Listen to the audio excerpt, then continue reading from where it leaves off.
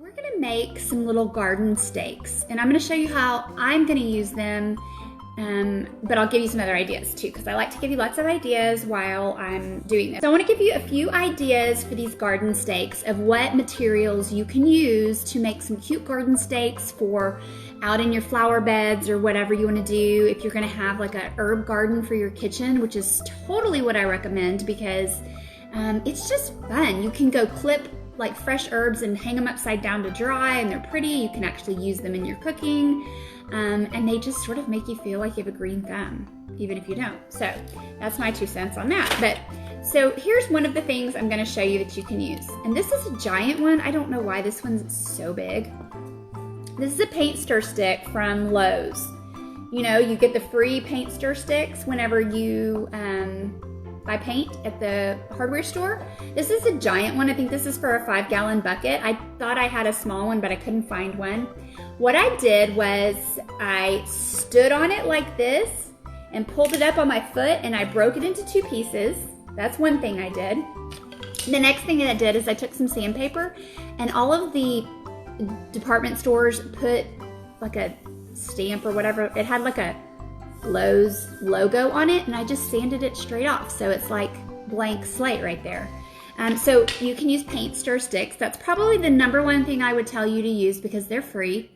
The next thing you can use are popsicle sticks, the big fat ones that you can get at the dollar store. So that's close to free. These are a little smaller than I would like, so I don't know if I would all the way recommend these for out in your garden, but they're going to be good for the way I'm going to use them. Okay, this is possibly one of my favorite things, is a shutter slat. Okay, so if you find an old shutter on the side of the road, or you have one in your house that broke, or you buy an old shutter at a garage sale for $1, you can, if it's broken, you'll get it for steel, and then just take it apart, and all those little slats in the shutters you can save. Okay, this is a giant one. This is a smaller one. There's all different sizes. But I have saved a couple shutters. It's like a tongue twister. Sally sells shutters down by the seashore. I've saved a couple shutters over the years and just taken them apart and used all the parts and pieces. And I use these shutter slats all the time. You'd be surprised. So this is a really good thing to have. Today I'm going to use this paint stir stick because I want to use raw wood. Okay? I'm trying to decide, what do y'all think? Should we do the rough edge up, kind of edgy, or should we do a clean edge up on our stick? What do y'all think? So while I'm getting ready to decide what we're going to do, I'm going to show you what we're going to do to this. I'm going to use my heat tool. Okay? I put a link in the comment in the little explanation of this post above. So I'm using my heat tool. This is a walnut hollow heat tool. You can order it on Amazon. They're in some craft stores. It is awesome. I love it. There's a lot of things you can do with it. It has a little heat dial.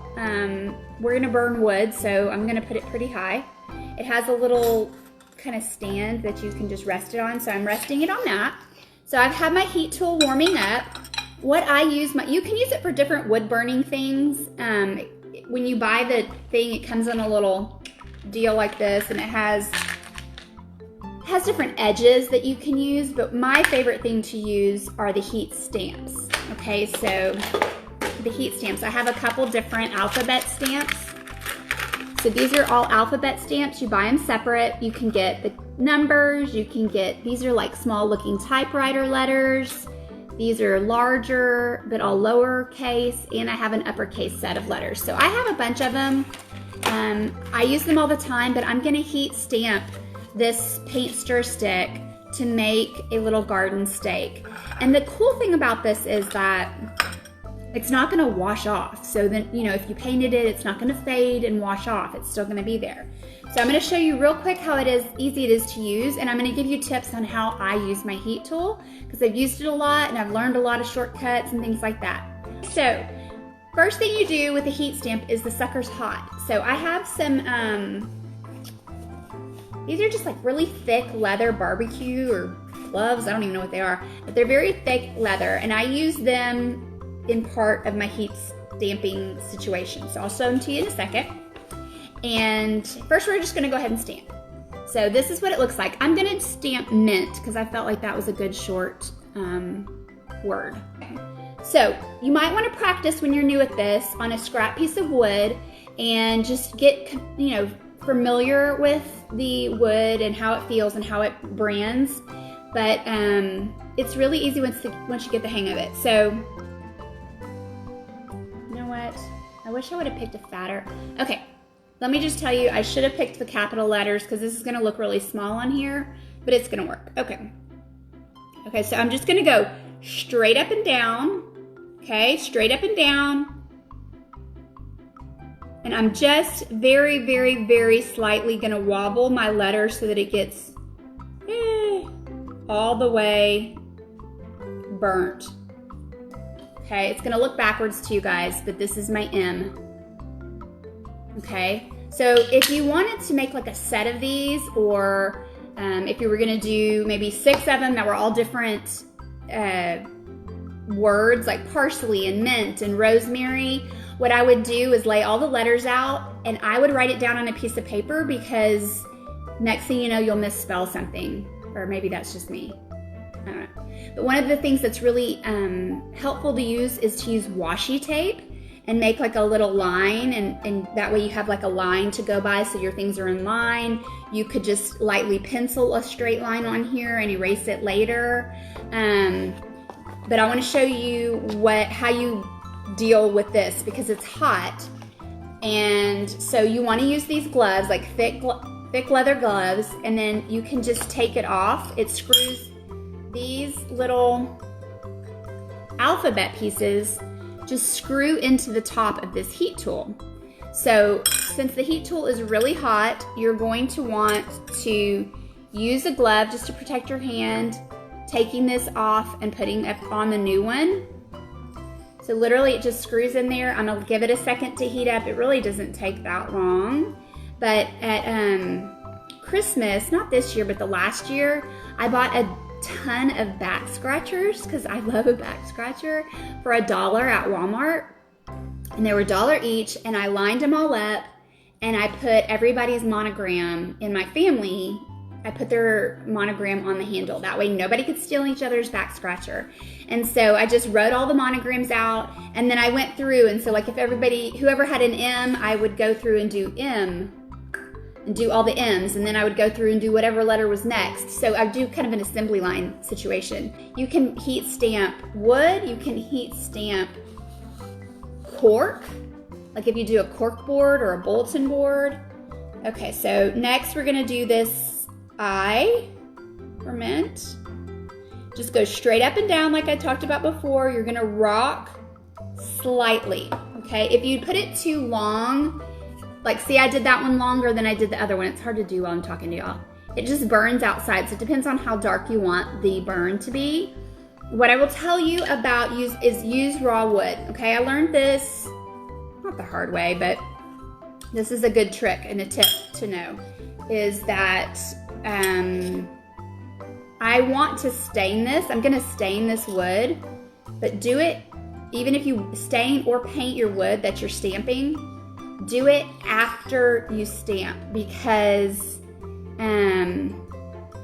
the heat just sort of melts the stain and the paint, and it just doesn't stamp the same. It doesn't burn the wood. It doesn't go in as good. So it's better to do the painting or the staining afterwards. And this is kind of burnt in there, so when you're gonna paint around it, you're just gonna do maybe more like a washed paint, something light, or a stain. That would be better to use. Everybody loves personalized stuff, you guys, but this is perfect for the spring garden. And I'm going to show you what I'm going to do with mine in just a second, because I'm not going to put it outside just yet. Okay, so we're just rocking it back and forth. You don't need to seal it from fading, because burnt wood is kind of burnt wood. I'm going to stain the wood just so the wood overall doesn't, gray. But if you like that worn wood look, you could leave this as is if you're going to put it outside, and it'll just fade naturally and it'll be really pretty. It's a small investment, but this is a fun tool to have, and you will find things to use it for. I've used mine, like I said, for gifts. I've used it for crafts, lots of different things. So here we go, mint. Look how cute that is. And yeah, obviously, if you want to, I'm going to show you guys what it looks like stained real quick. Let me see here. I forgot my, let me see if I can get this stain open first. I don't have anything pointy. Let's see if I have anything small enough to crack in there and get my paint open. Oh, I forgot one more thing I was going to tell you. If you do happen to burn, overstain, or paint, and your letters get kind of gummy or gross, this is a great hack. So, this is this Dritz iron off. So, do you ever clean your iron, like your clothes iron? This is an iron cleaner. And if you put this on a rag, and then you just wipe down your letters while they're hot, while they're on the heat stamp, it will clean off any of that gunk that you have on there, like paint or stain. I don't recommend heat stamping over those, but if you do, that is the key to keeping your letters nice, okay? So here we go. This is also, if you didn't catch this the other day, this is my staining trick. I use paper towels and rubber gloves for easy cleanup on stain. So cute. Wait till y'all see this. Oh, I love it. Just gonna stain this. It's gonna kind of seal the wood for use inside or out. But honestly, it's just prettier. It's just prettier. And this is just a paint stir stick, like a free paint stir stick. Okay, and since I did the edgy part, I'm gonna stain the tips of it. I love when things are old and worn, y'all know that. But anyway, here we go. I'm gonna buff off the extra stain. And this is gonna, y'all, this looks so cute. It looks like you spent a ton of money, and I've seen sets of stakes for the garden, and they're expensive if you buy them in a store. So you can buy a heat tool and make your own for probably the same as you could buy them, but then you still have the heat tool to make more stuff. So that's how I look at things. Look how pretty that is. Is that the cutest? So this is what I'm gonna do with it. I'm working on this. I need to make one that says rosemary, but I thought that would take too long and y'all would be so bored. This is just fake rosemary, but look. Is that the cutest? I mean, just for spring, just for a little something something for spring. You can set that on your kitchen counter. You could set it in a tablescape or something like that, just on an entryway table, whatever. It's so cute. And it was not hard to do. You saw how quick I did it. So yeah, tell a friend how cute this is and how easy this is. I appreciate that. So there's my little spring will on the weather project for the day. I hope you guys enjoyed it. I have some other heat stamp tool projects on the blog. You can search heat stamp if you want to see them. And yeah, that's it. So y'all enjoy. Have a great day. Thanks guys. We'll see you later. Bye.